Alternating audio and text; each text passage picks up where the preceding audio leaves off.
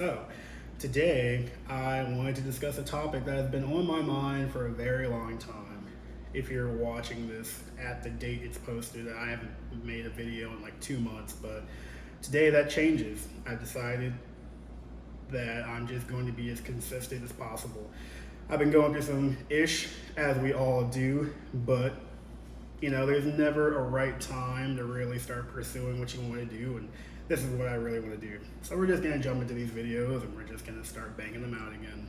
So today's topic is why life is a lot like Pokemon. Yes, we're gonna be talking about Pokemon today to a certain extent. So imagine it like this: your soul is like a Pokemon, the essence that you are, the spirit that resides within you, your mana, your energy. It's like a Pokemon.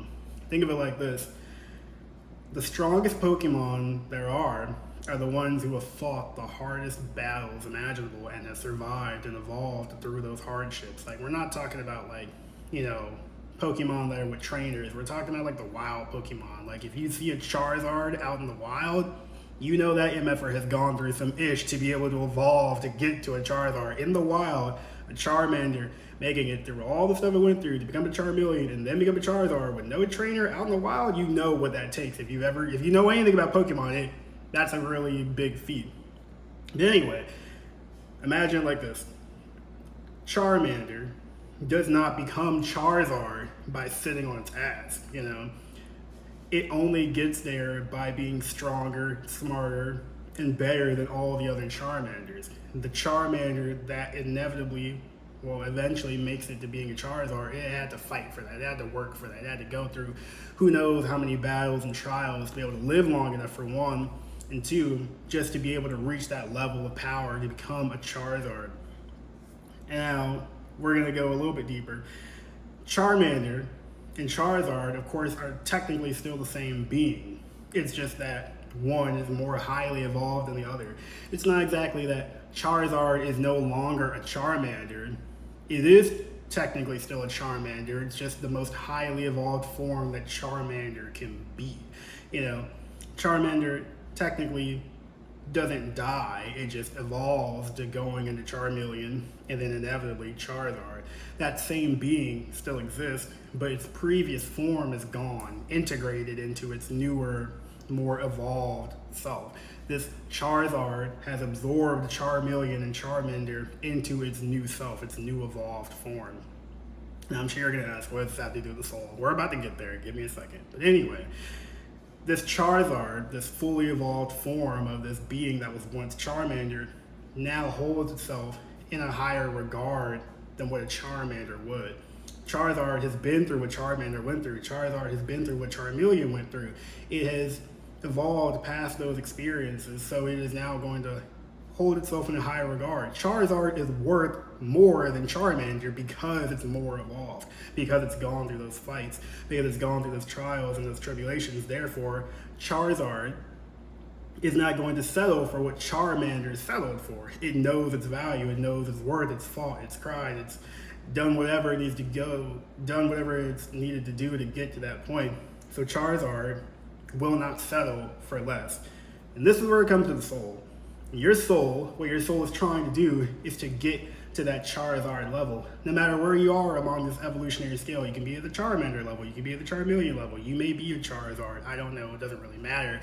But the point is, your soul is constantly trying to evolve, constantly trying to get to this level. And when it gets to this highest evolved form, this Charizard form, if you will, the highest version will not settle for anything less. And this is where it comes with the soul.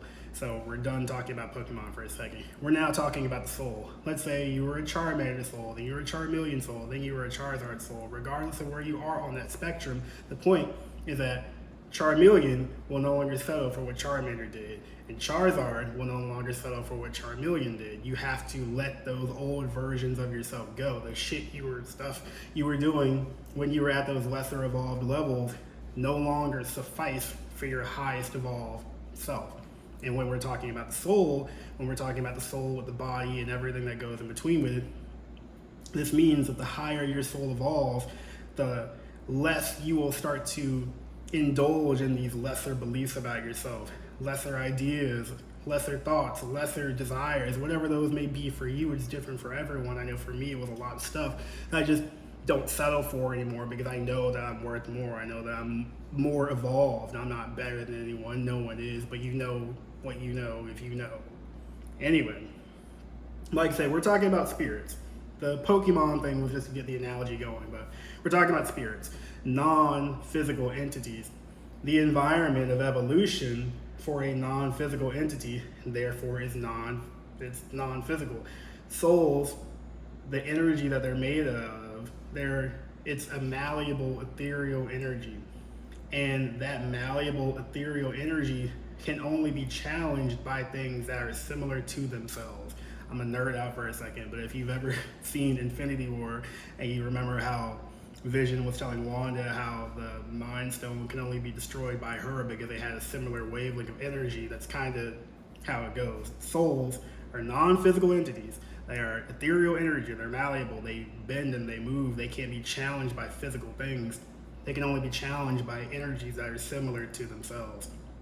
A soul is an ethereal energy being made out of emotions.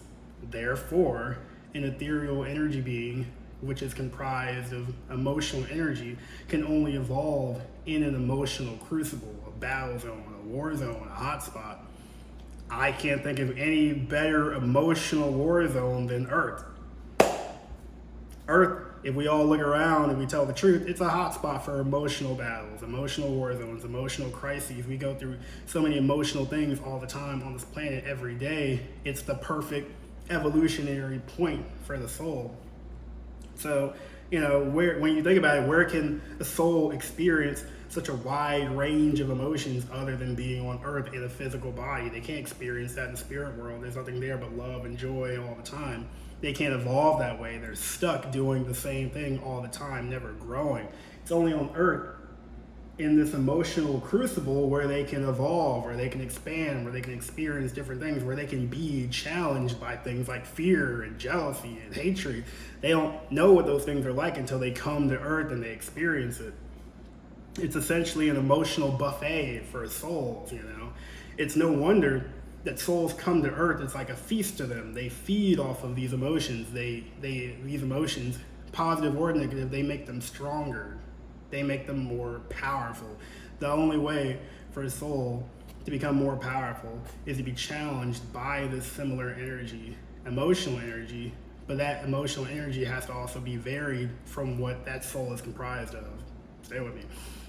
The varied energy that soul is comprised of can only be challenged by what it is not. The soul intrinsically is made of love and light and hope and joy and truth.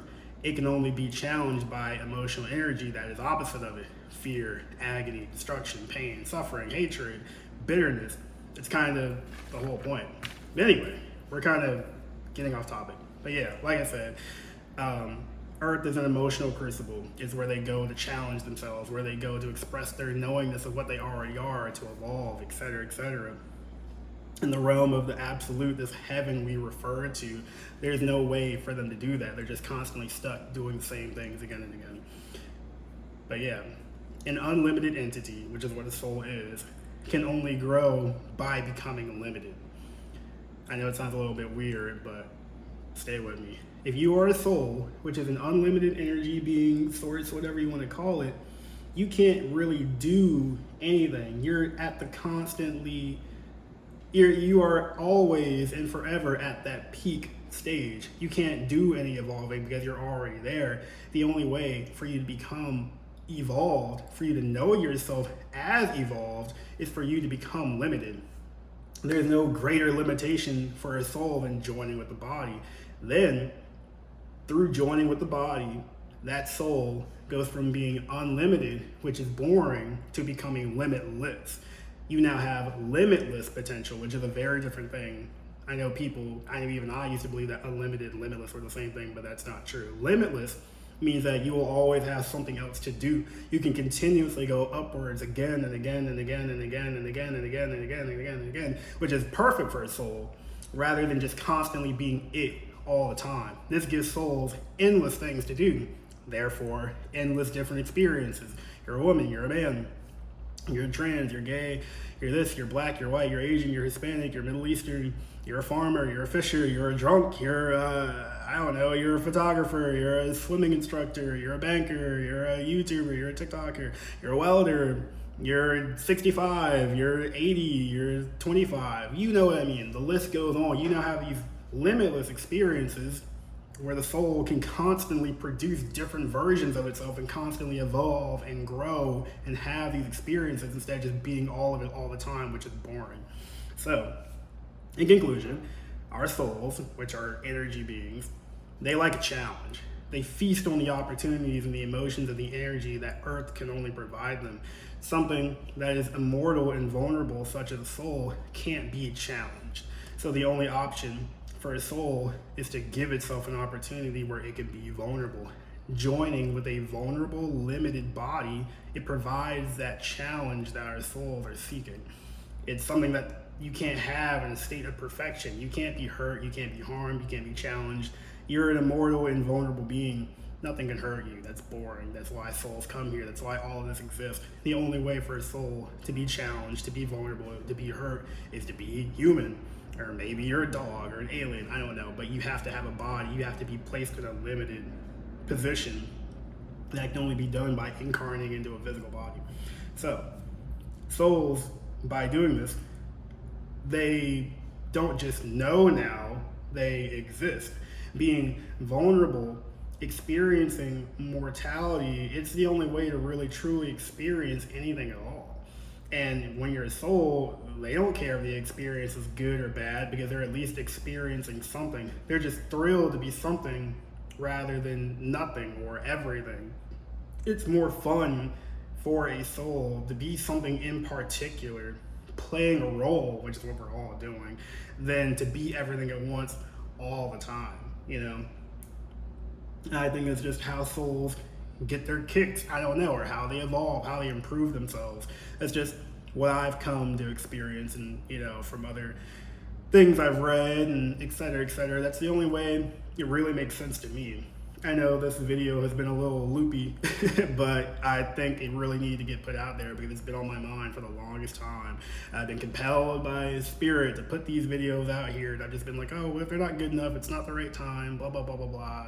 F all that. We're going to start rolling these joints out whenever I feel like it, instead of needing them to be perfect or whatever. I'm sure whoever's watching this, either now or in the future, isn't going to care about how perfect it is. You're just going to be glad you got the message. Or not. I don't know. But it's good to be back. I think that one really needed to get put out there. Someone clearly needed to hear it. There's also just another thing that goes with this. I won't drag it out too long, but you know, that evolutionary process I was talking about with the Charizard, Charmander, Charmeleon analogy, you know, that takes effort. You have to go through those things.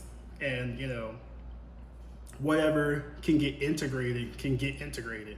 Charizard takes aspects from Charmeleon and Charmander, but it doesn't take all of it. You know what I mean? Whatever can be integrated will get integrated, but whatever can't be salvaged or what is seen as non-useful by the soul in your evolution, it'll get discarded no matter what. No matter how hard you try to hold on to it, people, places, things, environment, jobs, situations. When you're going through this evolutionary stage, which is what you're here to do on Earth, when your soul reaches a certain point, whether you realize it or not, things will just start falling away. They can't be integrated into this next phase of your life, and even if you try to hold on to them eventually, they will fall. It's easier to just let them go instead of trying to hold on to the old versions of you, the old environments that your soul was partaking in because it's now evolved. It needs different environments that can challenge it.